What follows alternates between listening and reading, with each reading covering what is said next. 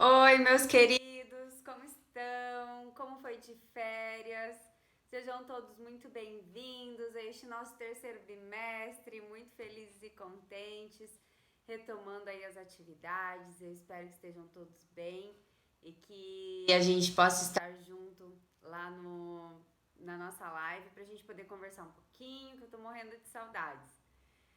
A gente vai começar retomando um pouquinho sobre punição, mas sobre um outro viés, né? A gente vai usar hoje dois textos, um texto do Skinner, do Ciência e Comportamento Humano, e um outro texto da Maura Gongora, que foi uma professora do mestrado, fantástica, sensacional na vida, e que fala sobre punição e esses dois conceitos de punição.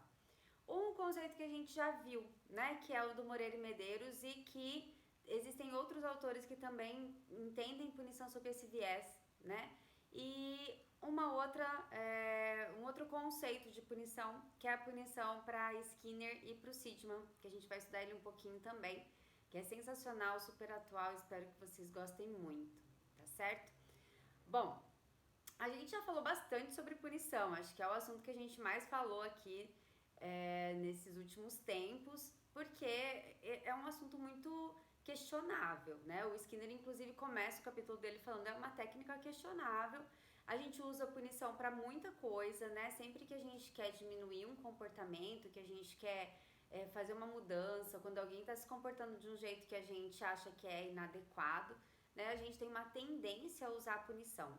E talvez isso tenha a ver um pouco também com a nossa filogênese, né? As pessoas se defendiam atacando, e aí não só no físico, né? Em bater no outro, mas da gente xingar, da gente menosprezar o outro, enfim, de alguma maneira atacar aquele que a gente, que de alguma maneira está colocando a gente em ameaça, né? Então a punição ela é muito utilizada em vários aspectos. E aí o Skinner começa a falar, ai, você já deve ter visto em casa uma criança que emite um comportamento correto, e os pais brigam, batem, colocam de castigo. Né? A gente já deve ter visto na empresa alguém que emite um comportamento errado e é mandado embora e perde a cesta básica, perde um benefício, né? Ou recebe uma apreensão, chama atenção e tudo. Então a gente tem controle no dia a dia, a gente tem controle religioso, né? Dependendo do seu comportamento, você vai pro inferno, você vai ser excomungado, vai ser tirado da igreja. A gente vê isso nas nossas relações, então a punição é uma coisa muito frequente. E a gente não fala só de punição no aspecto social, né? Não é só o outro que pune a gente, né? Mas alguns dos nossos comportamentos, eles são contingentes à punição, né? Então, assim, se eu colocar o dedo na tomada, não é o outro que vai me punir, mas tem ali um choque que é próprio dessa ação, ele é consequência direta dessa ação, né? Bater o dedinho no pé da cama, né? Então, assim, alguns comportamentos têm consequências punidoras por si só, não necessariamente vindo do outro. Mas a gente está falando especificamente dos efeitos da punição e é como se fosse uma maneira da gente repensar nas nossas ações, né, sem esse uso da punição, tá? Então, primeiro, a gente vai falar sobre a punição que ela, mesmo tendo uma parada momentânea do comportamento, né? Será que ela é uma técnica que é boa utilizada, né? Apesar de que a gente já falou bastante dos efeitos colaterais, a gente já falou do porquê que a gente pune tanto, a gente já falou de alternativas, né? Mas a gente vai falar um pouquinho sobre como é que é isso a longo prazo, né? Será que o comportamento para mesmo? Será que o comportamento diminui mesmo, né? Então a gente vai começar falando da formulação do Osrin e Rose. Eles são os autores que têm um conceito de punição muito semelhante ao que a gente viu do Moreira e Medeiros. Muito semelhante não, exatamente igual, tá? Então Moreira e Medeiros está com conceitos de punição baseado em Osrin e Rose.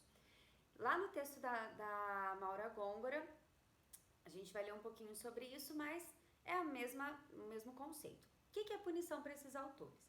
A punição é o contrário do reforço. Né? A punição diminui a chance do comportamento acontecer de novo, pelo acréscimo de um estímulo aversivo, né? Ou pelo acréscimo de um estímulo aversivo ou pela retirada de um estímulo reforçador. E aí, ele tem consequências na probabilidade, então, do comportamento, né? A punição diminui a chance do comportamento acontecer de novo no futuro, tá? Então, todo esse processo, o acréscimo dos estímulos, né, a retirada dos estímulos reforçadores, a diminuição da probabilidade do comportamento acontecer de novo no futuro, esse processo todo é chamado de punição, tá certo?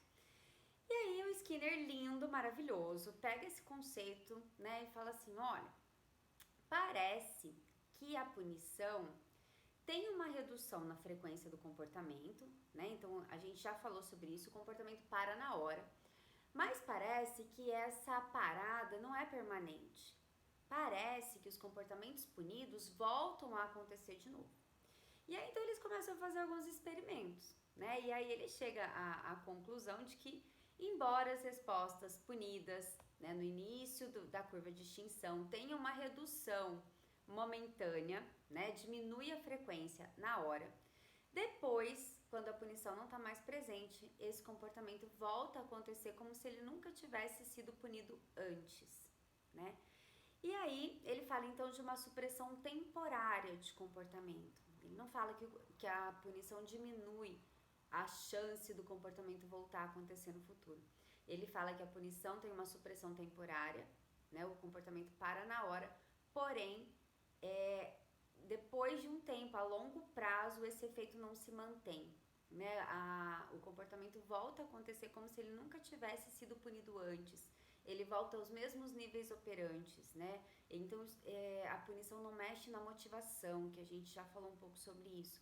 Não mexe no fazer, né? Principalmente quando a gente está falando de alguns comportamentos que têm as duas consequências juntas, né? Então, assim, eu emito um comportamento que ele ao mesmo tempo é reforçador e é punitivo, né? Então, o Seligman faz um experimento, ele cita, não sei se é ele que faz, não me lembro agora, mas ele cita no livro dele um experimento de ratos, onde ele estava acostumado a pressionar a barra e ter comida. E aí depois de um tempo, então, pressionava a barra, tinha reforço. Depois de um tempo eles acrescentaram um choque. Então ele pressionava a barra, tinha comida e choque. Quando ele tinha as duas consequências, a princípio ele não pressionava mais, mas depois, como isso estava muito relacionado também à sobrevivência dele e tal, ele voltou a pressionar a barra, apesar da punição, né? Então a gente vai falar um pouquinho disso mais na aula que vem, mas é só pra gente dar uma pincelada, né, em que quando o comportamento está sendo reforçado e punido, se o reforço está ali presente, é muito provável também que esse comportamento se mantenha apesar da punição, tá? Então, para o Skinner e para o Seligman, a punição ela não é o contrário do reforço. A punição é só acrescentar um estímulo aversivo ou retirar um estímulo reforçador. E isso não diz nada sobre alteração na frequência do comportamento. Gente, tá rolando a cantoria aqui dos meus vizinhos justo hoje, né? Domingo, tô aqui gravando vídeo pra vocês. Está servindo como estímulo aversivo, né? Só pra gente contextualizar. Tá sendo um estímulo aversivo, então tá acrescentando um estímulo aversivo, né? Uma punição positiva, mas isso não vai alterar a probabilidade de eu gravar vídeo pra vocês, né? Porque isso também é mantido por reforçador. Enfim.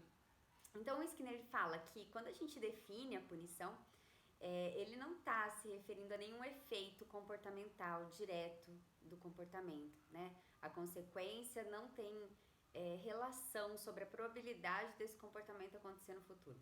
Então, ele não usa punição como contrário de reforço, ele não fala em diminuição comportamental, né? Ele só fala da parada momentânea do comportamento e de que um estímulo ruim é acrescentado, um estímulo bom é retirado, tá? Então, ele não fala nada da ação, tá? De oposto de reforço, nem mudança na probabilidade do comportamento, beleza? Bom, então, o primeiro efeito que o Skinner fala que a gente observa na punição é essa redução imediata da frequência. E para ele, essa redução ela é decorrente da eliciação dos respondentes, né? Então, ele fala assim, olha, o comportamento ele vai parar na hora porque a punição gera na gente ruins, né? Gera na gente taquicardia, transpiração, né? A gente fica mal, a gente se sente culpado, se sente triste, né? Que são os efeitos condicionados ali e tal. Mas ele fala que talvez a diminuição temporária desse comportamento seja decorrente da eliciação dos respondentes. E uma outra coisa que acontece quando a gente está sendo punido é que a gente começa a fazer aqueles comportamentos alternativos, né? Os comportamentos contrários ao comportamento que foi punido.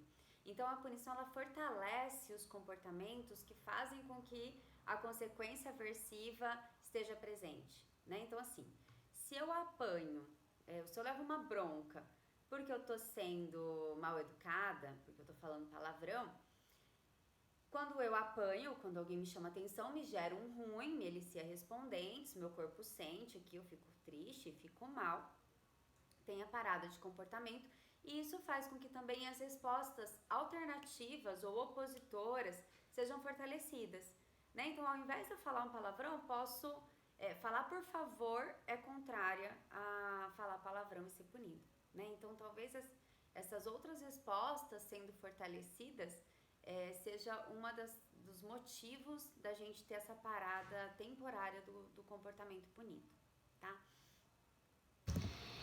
Eu tô seguindo aqui algumas coisinhas que eu coloquei, então às vezes vou dar uma paradinha, tá bom? Só pra eu não esquecer de nada. Bom, então as respostas que eliminam ou que reduzem essa estimulação aversiva vai ser fortalecido pelo reforço negativo. Então, a retirada daquilo que é aversivo fortalece o meu comportamento alternativo, certo? Então, se eu sou punida por um comportamento, o comportamento contrário vai ser fortalecido. E aí o Skinner fala então que a redução na probabilidade do comportamento é devido a essas duas características. Primeiro, eliciação de respondentes e depois fortalecimento dessas respostas alternativas, certo? Então, ele fala que não existe uma redução comportamental, que isso é meramente transitório, é só na hora que acontece, porque quando a punição ela é descontinuada, quando a punição para de acontecer, o comportamento volta com a mesma força diante de ser punido. Beleza? E aí a gente vai falar então um pouquinho mais sobre isso na próxima aula, sobre o Seidman principalmente, mas eu queria trazer para vocês essa diferença que ela é tão importante pra gente, né? No texto da Gôngora, ela fala assim, olha, não tem uma que... uma é certa e a outra é errada? Não, não é certo, não é. A gente pode escolher qual a gente deve seguir e tal. Temos experimentos, né, para as duas coisas, para fortalecer as duas teorias e tal. Porém, quando a gente... isso em ciência ele é muito produtivo, né? A gente ter teorias diferentes, olha, um prova de um jeito, o outro prova do outro jeito. Então, pra gente é muito saudável. Porém, a gente precisa saber que essas duas existem, né? Na minha concepção, Skinner, lindo, maravilhoso, e o Seidman, eles defendem mais a ideia deles, né? Eu gosto mais dos experimentos, a gente vai falar um pouco dos experimentos do Seidman. O Seidman tem um livro fantástico que chama Coerção e Suas Implicações, fantástico, tipo uma leitura que você começa e você quer devorar o livro ali, uma delícia de ler. Mas para mim faz muito mais sentido, né? De pensar que a punição ela não tem efeitos duradouros sobre os nossos comportamentos. Né? A gente emite um comportamento, a gente tem respondentes, a gente fortalece as respostas opositoras ou competitivas, alternativas, e aí isso vai aumentando então a chance desses comportamentos, né? Se eles forem reforçados, há uma tendência deles continuarem, né? Então o Seidman até propõe que a gente aproveite essa parada transitória do comportamento e ensine comportamentos mais adaptados, né? Então, se a punição faz com que o comportamento pare na hora, aproveita essa parada e ensina um comportamento melhor, né? A gente vai falar na próxima aula se a punição funciona, se ela não funciona, né? Um pouquinho mais adentro disso. Mas hoje foi uma introdução desse conceito, tá? Tem vindo aulas e conceitos e questionamentos bem bacanas para nossa vida, né? Eu acho que vale muito a pena a gente poder estar discutindo sobre isso juntos. Ok? Então, vejo vocês na live. A gente está com um novo modelo de atividades, né? Pelo Google Forms. Então, a gente vai comentar um pouquinho sobre isso. Até já. Beijo para vocês.